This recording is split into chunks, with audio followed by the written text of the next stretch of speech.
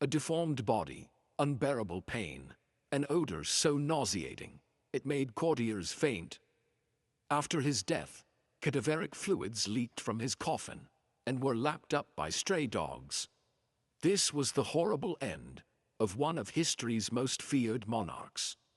Today, we reveal the true story of the death of Henry VIII of England, a tale so grotesque that it is rarely told in all its repugnant reality.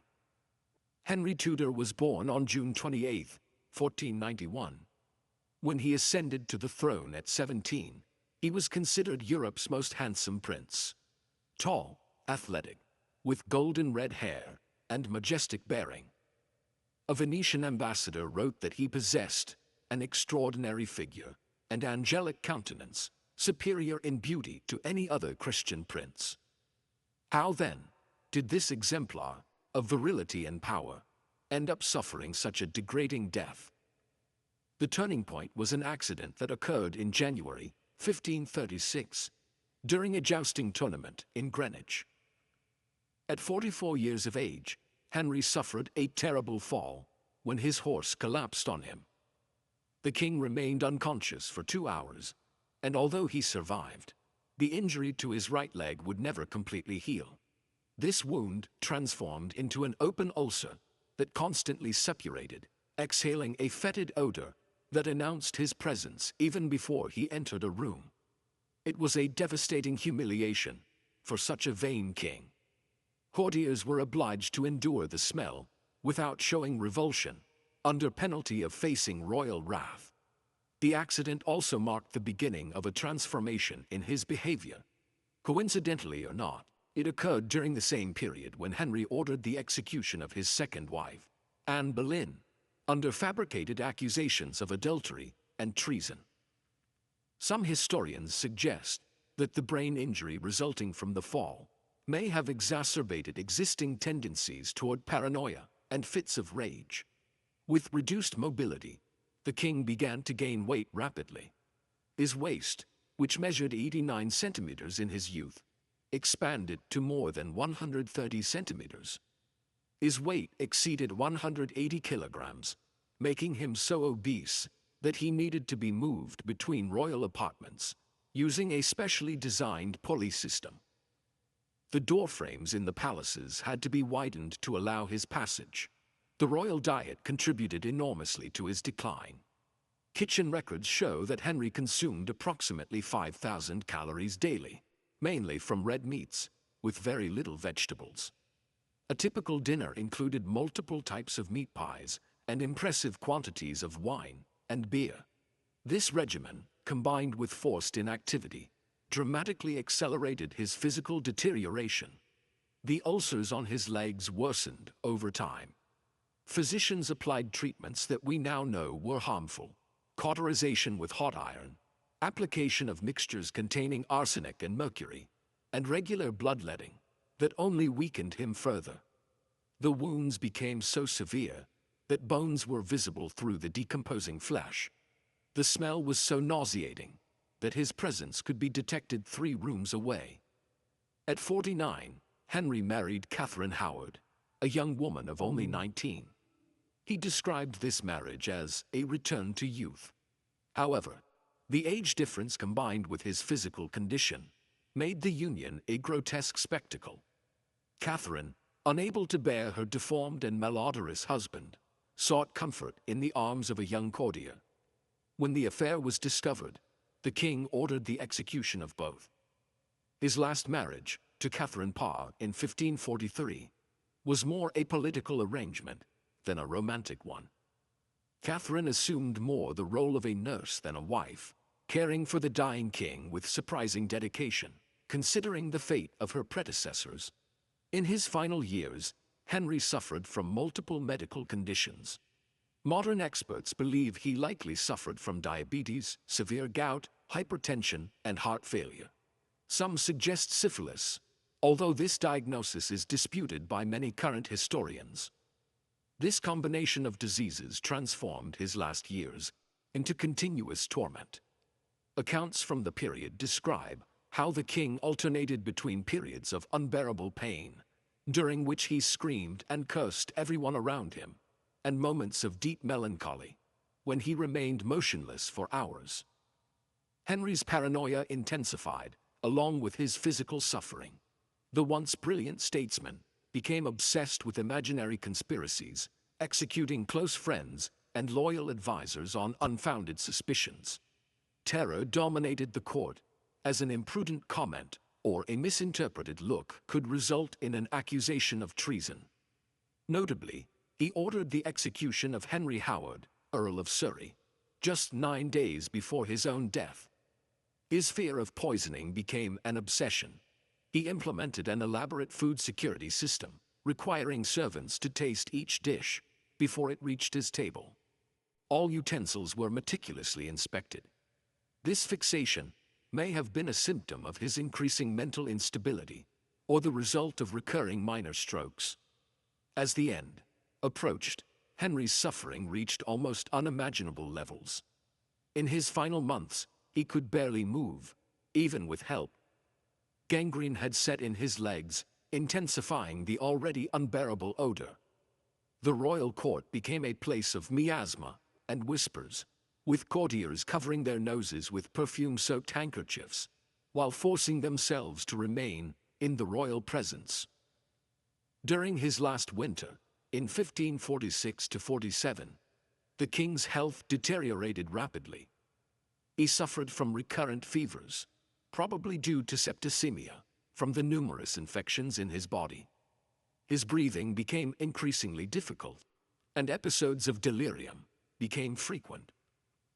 Witnesses reported that, during these moments, the king often murmured the names of his deceased wives, particularly Jane Seymour, who died after giving birth to his only legitimate son, and possibly Anne Boleyn, whose ghost, they said, tormented him. Curiously, despite his obviously terminal condition, no one at court dared suggest that the king was dying. English law considered it treason to predict the monarch's death, so physicians and courtiers maintained the facade that his recovery was possible, even when the smell of decomposition was already emanating from his still-living body. On January 27, 1547, realizing that his end was near, Henry finally allowed Archbishop Thomas Cranmer to be called to his bedside. Unable to speak, he squeezed Cranmer's hand when asked if he died in the Christian faith. This was his last conscious gesture. In the early hours of January 28, at 55 years of age, the once powerful king exhaled his last breath. But the indignity of his condition did not end with death. Due to his enormous size, a special coffin had to be constructed to contain his remains. Preparing the body for the funeral was a horrifying challenge for the royal embalmers. The embalming process at the time was rudimentary, primarily involving the removal of viscera and filling the cavities with aromatic herbs. During the following days, while the body awaited the state funeral, one of the most macabre episodes associated with Henry's death occurred. The coffin, inadequately sealed to contain the gases and fluids of decomposition, began to leak while it rested in the chapel of Sion Abbey. During the night, contemporary accounts describe a disturbing scene. Cadaveric fluid trickled onto the chapel floor, where it was discovered by stray dogs that licked up the putrid substance. This story, recorded by chroniclers of the time, represents a profoundly humiliating end for a king who had built his image around power, majesty, and divine authority. The mighty Henry, who had defied the Pope, redefined English religion, and sent 2 wives to the scaffold, ended as a mass of putrefied flesh, his body violated by street animals. The funeral finally took place on February 16, 1547, almost 3 weeks after his death. Despite the unbearable smell emanating from the coffin, the ceremonies were conducted with all the pomp expected for such a powerful monarch. He was buried in St. George's Chapel at Windsor Castle, alongside Jane Seymour, the only wife who had given him the much-desired male heir, Edward VI. Ironically, Edward, whose existence had motivated many of Henry's controversial decisions, including the break with Rome, reigned for only 6 years before dying of illness at 15. The throne then passed to Mary III, daughter of Catherine of Aragon, who attempted to reverse her father's Protestant reforms, and finally to Elizabeth I, daughter of Anne Boleyn, who would establish a golden age in English history. The grotesque death of Henry VIII serves as a powerful reminder of the limits of human power. The king who considered himself above the law, capable of redefining the national religion and disposing of human lives at his whim, was, in the end, a victim of his own mortal body. His death was not just the end of a man, but the symbol of the decline of an era. English historian Alison Weir wrote, "It is one of the great paradoxes of history that a man who began with so much promise, beauty, and ability ended as a grotesque caricature of himself, tormented by physical pain and mental instability, feared and flattered by those around him, but rarely truly loved." The transformation of Henry VIII from ideal Renaissance prince to obese and sick tyrant remains one of the most fascinating case studies of how absolute power, combined with chronic pain and progressive disease, can transform an individual. His political legacy, the separation of England from Rome, and the establishment of the Anglican Church, continues to shape the modern world.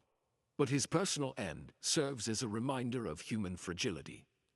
The last moments of Henry's life, with his labored breathing and deformed body, contrast dramatically with the official portraits that show him in all his royal majesty.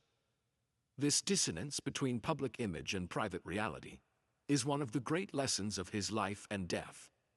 Thus, ended the existence of one of history's most notorious monarchs, not with glory, but with an unbearable stench, and an end unworthy of his crown.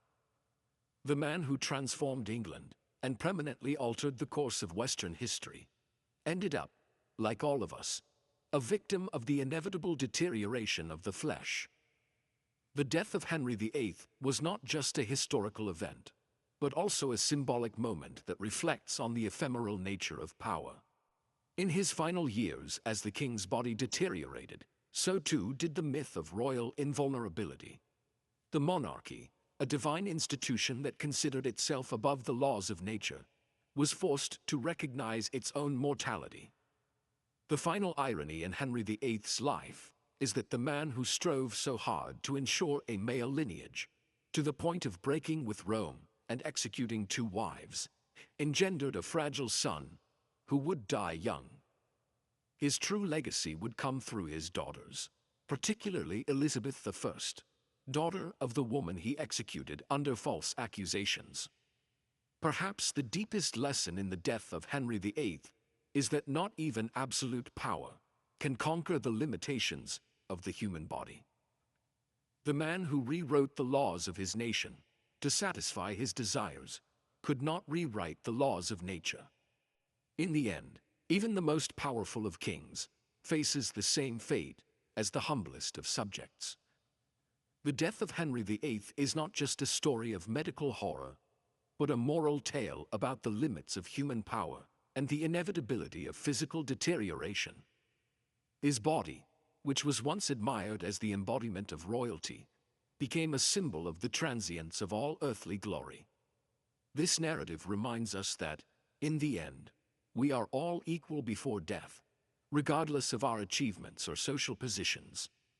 The terrible death of Henry VIII continues to fascinate and horrify precisely because it reveals the vulnerable humanity behind the facade of absolute power.